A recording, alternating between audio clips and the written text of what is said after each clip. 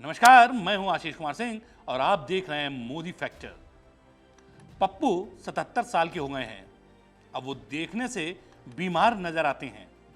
उन पर यह आरोप भी लग रहे हैं कि उनके सूबे की सरकार खुद वो नहीं, ब्यूरोक्रेट्स चलाते हैं।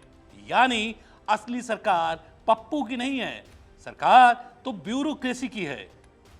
ये तो उन पर विपक्ष के आरोप हैं, लेकिन देखिए सच्चाई तो ये है, साल 2000 से वो एक सूबे को इतनी मजबूती से थामे हुए हैं और किसी की क्या मजाल कोई आसपास भी फटक जाए। लेकिन फिर क्यों आखिर साल 2009 के बाद, यानी ठीक 15 साल बाद, अब वो गठबंधन की बात कर रहे थे? क्या वाकई पप्पू उम्र के साथ कमजोर हो गए हैं या फिर पप्पू के गढ़ में मजबूत सेंध लग चुकी है? देखिए, हम उस पप्पू की बात नहीं कर रहे हैं जिसे आप समझ रहे हैं। हम बात कर रहे हैं ओडिशा के सीएम नवीन पटनायक के बारे में। दरअसल उड़ीसा के सीएम जब तक वो राजनीति में नहीं आए थे और विदेश से खास मौकों पर अपने राज्य में आते थे, तब तक लोग उन्हें घर के नाम पप्पू से ही जानते थे। उनके पिता और उड़ीसा के पूर्व सीएम बीजू पटनायक भी उन्हें पप्पू ही नाम से बुलाते थे। 1997 में बीजू पटनायक की मौत हो जाती है। मजबूरी में उनके छोटे बेटे पप्पू यानी कि नवीन पटनायक को विदेश से लौटकर अपने पिता की राजनीतिक विरासत संभालनी पड़ती है। कहा जाता है कि नवीन को राजनीति में बहुत ज़्यादा इंटरेस्ट नहीं था, लेकिन राजनीति करना उनकी मजबूरी हो जाती है। आपको एक मजेदार बात बताएं कि नवीन पटनायक उड़ीसा के होने के बावजूद उड़िया भाषा नहीं बोल पाते। वो मन से अंग्रेजी में ही भाषण देते हैं, लेकिन लोकप्रियता देखिए, स्थानीय भाषा ना आने के बावजूद जनता उन्हें लंबे समय से अपने सर माथे पर बैठाए हुए है। बहरहाल साल 2000 के बाद से ओडिशा में लगातार बीजू जनता दल की सरकार है और नवीन पटनायक सीएम। लेकिन इस बार परिस्थितियां बदली हैं। फरवरी मार्च के महीने में ऐसे संकेत मिल रहे थे कि बीजेपी इस बार बीजेडी से गठबंधन करना चाहती है और इसी वजह से बीजेडी ने अश्विनी वैष्णव को राज्यसभा में समर्थन भी दिया था। तारीख थी 5 मार्च, मौका था बीजू पटनायक की जयंती का। पीएम नरेंद्र मोदी उड़ीसा जाते हैं और मन से वो नवीन पटनायक को अपना मित्र बताते हैं। बस यहीं से चर्चा शुरू हो गई कि 2024 के लोकसभा और विधानसभा दोनों चुनावों में बीजेपी और बीजेडी गठबंधन करके चुनावी मैदान में उतरेगी। लेकिन ऐसा होता नहीं है। बाद में बीजेपी इन अटकलों पर विराम लगा देती है और बीजेपी अकेले ही चुनाव लड़ने की घोषणा करती है।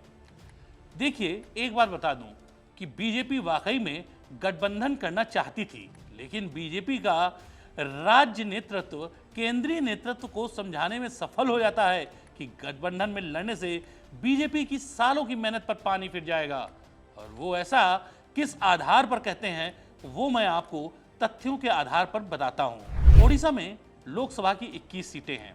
बात करें 2014 की, तो बीजेडी ने 21 में से 20 सीटें जीत ली थी और उसे रिकॉर्ड 44.8% वोट मिले थे, जबकि इस साल बीजेपी का वोट शेयर मात्र 21.9% था और उसे सिर्फ एक सीट से संतोष करना पड़ा था।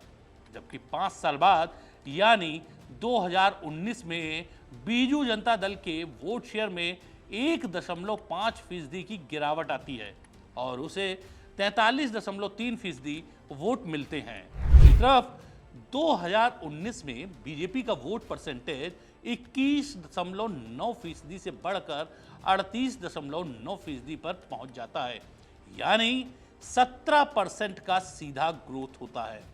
यही नहीं, बीजेपी की सीट भी 1 से बढ़कर 8 हो जाती हैं, यानी कि 2014 के बाद बीजेपी की पकड़ जबरदस्त मजबूत हो जाती है। इसी ग्रोथ को लेकर राज्य बीजेपी काफी उत्साहित है और उन्हें लगता है कि लोकसभा में 70% सीटें वो जीत सकते हैं और राज्य में सरकार बना लें तो इसमें भी कोई आश्चर्य नहीं होगा। बात करें अगर विधानसभा चुनावों की, तो साल 2014 में बीजेडी का वोट शेयर 2009 की तुलना में 5% बढ़कर 43.9% हो गया था और बीजेडी ने 117 सीटें जीती थी। वहीं इस चुनाव में कांग्रेस को 26% वोट मिले थे और उसके खाते में 16 सीटें आई थीं, जबकि बीजेपी को 18.2% वोट मिले थे और उसे 10 सीटों से संतोष करना पड़ा था। साल 2019 में राज्य की चुनावी गणित बहुत बदल जाती है। बीजेपी को 32.8% वोट मिलते हैं और वो 23 सीटें जीत लेती है। इसके साथ ही वो राज्य में मुख्य विपक्षी पार्टी बन जाती है। अब देखिए, कांग्रेस का ग्राफ इस चुनाव में तेजी से गिरता है और उसे सिर्फ 16.9% वोट मिलते हैं और सिर्फ 7 सीटें मिलती हैं। नवीन पटनायक की उम्र 77 साल हो गई है। नवीन पटनायक ने शादी भी नहीं की है और न ही परिवार के किसी सदस्य को उन्होंने राजनीति में आगे बढ़ाया है। लेकिन राज्य के एक चर्चित आईएएस जो अपनी आईएएस की नौकरी छोड़कर पटनायक के साथ जुड़े हुए हैं, उन्हीं वीके पांडेयन को उनका उत्तराधिकारी माना जाता है। पांडेयन पार्टी के प्रमुख प्रचारक और रणनीतिकार की भूमिका में भी हैं। हालांकि पांडेयन उड़ीसा के मूल निवासी न होकर तमिलनाडु के रहने वाले हैं। कैबिनेट मंत्री का दर्जा पाए वीके पांडेयन को चुनाव का बैक रूम बॉय भी कहा जाता है। देखिए, बीजेपी साल 2009 तक उड़ीसा में बीजेडी की उंगली थामकर ही चलती थी, लेकिन केंद्र में मोदी आते हैं। फिर मोदी और अमित शाह की जोड़ी अपनी पुरानी रणनीति को बदलती है और पूरे देश के सभी राज्यों में पार्टी के विस्तार को बढ़ाना शुरू करती है। उड़ीसा में बीजेपी के पास पहले राज्य में फेस नहीं थे, लेकिन फिर धर्मेंद्र प्रधान, अश्विनी वैष्णव जैसे नेतृत्व को केंद्रीय स्तर पर और राज्य में जुएल ओराम, जय वैजयंत पांडा, मनमोहन सामल जैसे नेताओं को आगे करती है और तेजी से बीजेपी ओडिशा के समीकरण बदल देती है। वैसे नवीन पटनायक के पास सबसे अधिक समय तक सीएम रहने का रिकॉर्ड बनाने का मौका है। वो 6 महीने और सीएम रहेंगे तो पवन चामलिंग का सबसे ज्यादा दिन 24 साल तक सीएम रहने का रिकॉर्ड तोड़ देंगे। लेकिन इस बार बीजेपी ने उनके वोट बैंक में ही सेंध लगा दी है।